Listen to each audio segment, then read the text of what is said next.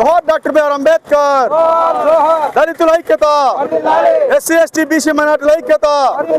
జోహార్ doctor BR Ambedkar. సోదరులారా, AP రాష్ట్ర మాల Mahanadu president జాగడ Vijayasekhar నా పేరు. ఈరోజు భారత రాజ్యాంగ దినోత్సవ సందర్భంగా ప్రొద్దుటూరు పట్టణంలోని మైదుకూరు రోడ్లో ఉన్నటువంటి అంబేద్కర్ విగ్రహానికి పూలమాల వేసి నివాళులర్పించడం జరిగింది. సోదరులారా, ఆలోచించండి.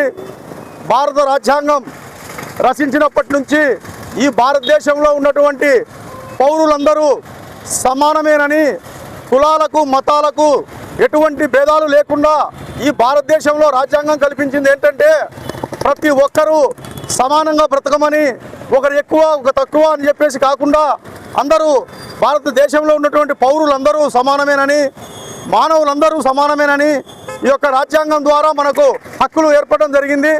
ఈ విషయాన్ని ప్రతి ఒక్కరూ గమనించండి.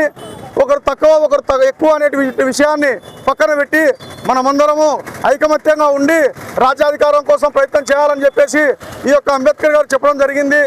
సోదరులారా, ప్రతి ఒక్కరికి ఈ రాజ్యాంగ హక్కులు ఎవరే కానీ చదువుకోకుండా ఇంటికాడ ఉండి జీవితాలు నాశనం చేయకుండా ప్రతి ఒక్కరూ అంబేద్కర్ గారు చెప్పినట్టు విని బాగా చదువుకొని జీవితంలో మంచి ఉన్నతమైన శిఖరానికి వెళ్ళాలంటే ఖచ్చితంగా చదువే అని చెప్పి చెప్పడం జరిగింది. సోదరులారా, మన జీవితాలు ఏ విధంగా ఉన్నప్పటికీ మన పిల్లలను బాగా చదివించుకొని మంచి ఉన్నతమైన శిఖరానికి తీసుకెళ్లాలంటే దానికి కారణం కేవలం చదువే అని చెప్పేసి డాక్టర్ అంబేద్కర్ గారు ఆ రోజు చెప్పడం జరిగింది.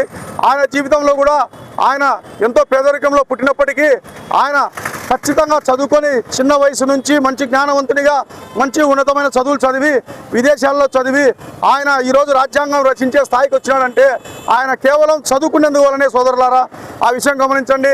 ప్రతి ఒక్కరూ పిల్లలకు కొనిచ్చే బట్టల కంటే, పిల్లలకు కొనిచ్చే చిరుతిళ్ళ కంటే అంబేద్కర్ గారు చెప్పినాడు సోదరులారా, ఒక బుక్కు తీపియండి అని చెప్పి.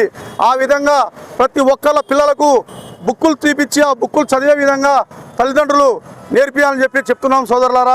మరి అంతేకాకుండా ఈరోజు భారత రాజ్యాంగం ప్రతి ఒక్కరి ఇంట్లో బైబిలు, ఖురాను, భగవద్గీత ఏ విధంగా అయితే ఇళ్లలో ఉందో ఆ మాదిరిగా ఖచ్చితంగా భారత రాజ్యాంగం ఇంట్లో ఉండాలని చెప్పేసి ఈ విధంగా తెలియజేస్తున్నాం.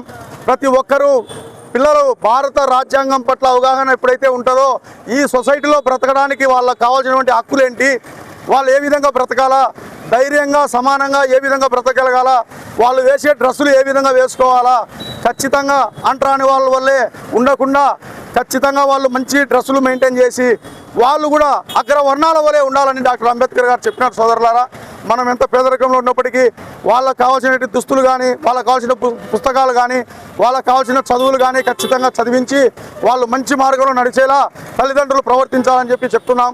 మరి అదేవిధంగా ఈ ఎస్సీ వర్గీకరణ విషయమై సోదరులారా 2 మాటలు చెప్పదలుచుకున్నా.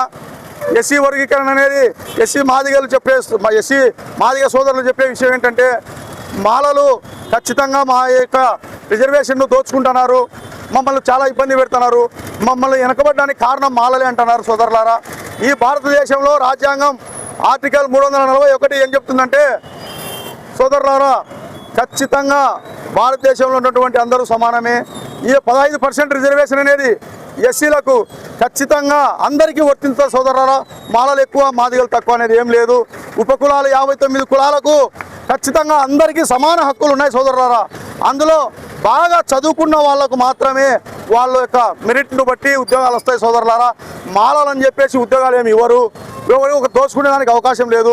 మాదిగ సోదరులు కూడా బాగా చదువుకున్నట్లయితే వాళ్ళకు కూడా ఉద్యోగాలు వస్తాయి. సోదరులారా, అంతే తప్ప ఆ రేసులో పాల్గొనడానికి ఇద్దరికీ హక్కు ఉంది. అలాంటి హక్కును ఒకరు మాత్రమే తీసుకున్నానికి ఎట్లా అవుతుంది? సోదరులారా, బాగా చదువుకుంటే అంబేద్కర్ గారు చెప్పిన మాటలు విని ఆయన బాటలో పయనించడం అంటే బాగా చదువుకొని పిల్లల భవిష్యత్తును మార్చుకోవడమే. సోదరులారా, ఆ విషయంగా మాదిగ సోదరులు కూడా గుర్తించి వారి పిల్లలను పనులకు పంపించి వాళ్ళు తెచ్చే డబ్బులు ఆశించకుండా వాళ్ళ మీద 10 రూపాయలు డబ్బులు పెట్టి వాళ్ళ జీవితాలు బాగుపడాలంటే ఆ మాదిగ సోదరుల పిల్లలను బాగా చదివించాలా అని చెప్పేసి ఈ సందర్భంగా తెలియజేస్తున్నాం. సోదరులారా, కాబట్టి ప్రతి ఒక్క దళిత సోదరులు వాళ్ళ పిల్లల భవిష్యత్తును దృష్టిలో పెట్టుకొని వాళ్ళ జీవితాలు మారేలా చూసి వాళ్లకు మంచి చదువులు చెప్పించి ఈ యొక్క విధంగా నేను ఈ సమావేశంగా తెలియజేస్తున్నా. సోదరులారా, థ్యాంక్ యూ వెరీ మచ్. జై అంబేద్కర్. దళితుల ఐక్యత. ప్రొద్దుటూరు చాగల్మారి రాయచోటి NH440 హైవే కి పక్కనే ప్లాట్ తీసుకోవాలి అనుకుంటున్నారా? మన ప్రొద్దుటూరులో డిమార్ట్ కి మరియు మైదుకూరు రోడ్ లో ఉన్న మీనాపురం కి అతి దగ్గరలో సాయి సన్నిధికి పక్కనే వరసిద్ధి వినాయక నగర్ 3 వెంచర్ అయితే ఉంటుంది. ఏ fully integrated township with clear title and land conversion తో అయితే ఈ వెంచర్ మనకి అవైలబుల్ ఉంది. ఇక్కడ 1 సెంటు వచ్చేసరికి 2,20,000 ఇస్తున్నారు. ప్లాట్ సైజ్ వచ్చేసరికి 3.9 సెంట్స్ అయితే ఉంటుంది. ఇక్కడ ప్లాట్ తీసుకున్న వారికి అమ్యూనిటీస్ విషయానికి వస్తే solar fencing, grand arch, cement roads, tree planting, power supply, water facility, compound wall తో ఈ వెంచర్ ని వీళ్ళు ప్రొవైడ్ చేస్తున్నారు. ఎటువంటి డిస్టర్బెన్స్ లేకుండా చుట్టూ గ్రీనరీ, పచ్చని పంట పొలాలతో అన్ని రకాల రెసిడెన్షియల్ వెంచర్స్ అయితే ఈ వెంచర్ దగ్గర అవైలబుల్ ఉన్నాయి. బెస్ట్ రీజనబుల్ ప్రైజెస్ కే ఇంత మంచి అమ్యూనిటీస్ తో అయితే ఈ వెంచర్ అవైలబుల్ ఉంది. లేట్ చేయకుండా ఈ రోజు వెంచర్ కి విజిట్ చేసి మీ ప్లాట్ ని బుక్ చేసుకోగలరు. ఈ వెంచర్ కి పక్కనే ఉన్న వీళ్ళ వెంచర్ అయితే ఒకటి ఫిల్అప్ కూడా అయిపోయింది. ఒకసారి వెంచర్ దగ్గరికి వెళ్ళి విజిట్ చేయండి. మీకు ఎటువంటి డౌట్స్ ఉన్నా డిస్ప్లేలో కనిపిస్తున్న నంబర్స్ కి కాంటాక్ట్ అవ్వండి.